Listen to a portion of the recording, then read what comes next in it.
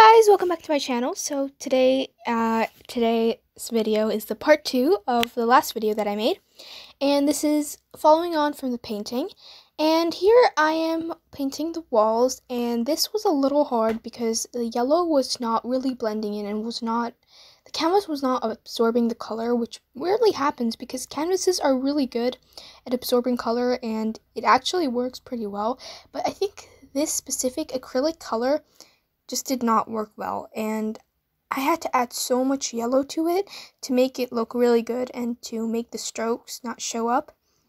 I'm sorry about the camera shaking, but yeah, I'm trying to do my walls here, but it's just like getting all over the place. Like, I can't color properly with this because the acrylic colors are super thick and somehow the yellow was not absorbing its color. Then after so many coats, it finally absorbed its color, and the bed is actually looking pretty good, but still I have to go over a few parts. I'm trying to like cover up things with the white because there are some things that I did not like, but I again messed up. So painting is about going back and forth again and again and fixing things and doing things again. And it can get a little frustrating, but the outcomes are super, super amazing and they can really shock you. So, yes, painting does require a lot of effort and a lot of trial. So, yeah, I'm using a lot of acrylic white because like the cupboards in my room are completely white.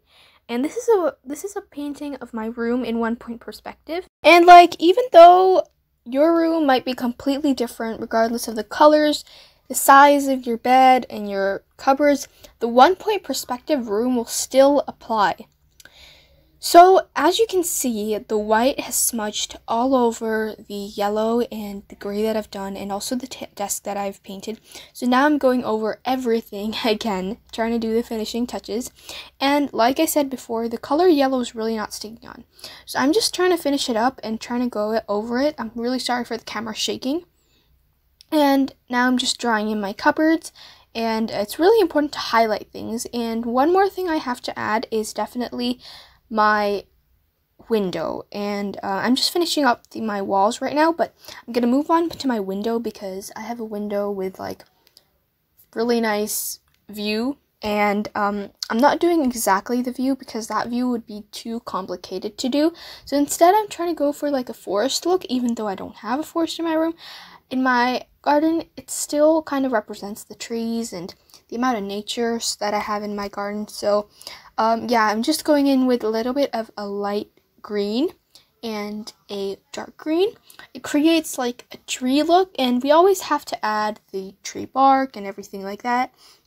But first I'm going over the edges that have white, yellow in them, and it's pretty obvious by now that my room has a lot of yellow. It has a lot of yellow in it. And this yellow is super bad because this acrylic is not sticking.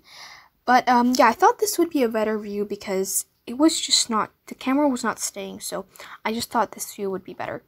Okay, so here I'm just adding highlights, and I'm trying to make the tree look more realistic, and I'm actually trying to make it look like more like a tree, and I'm using watercolor in this, and I'm trying to blend together like a little bit of a light plus a dark green, and I think that turned out pretty good because you can pretty much see it from the camera angle that I've put it in. And I'm doing like a dark green for the trees that are around it, and it looks a little far away, which I really like, and I like that kind of distance perspective that you get from what I've drawn. And the background is just like light green because it really gives a forest look. And then I'm finally finishing up my cupboards by doing an outline, and the outline is pretty much like, it looks a little bit sideways, but it gives a little bit more kind of 3D look to it. And I think it's actually turned out pretty well, which I'm really proud of. The last thing that you have to do to finish up this drawing is to do outlining. By making things look more realistic, you have to actually just draw out the lines that you put in the beginning of the drawing. If you want to go check that video out, I'll put it in the link in the description box. I just uploaded that video like a few days ago, and you can check that out. That's where I show you the drawing process of how to draw a 1-point perspective room.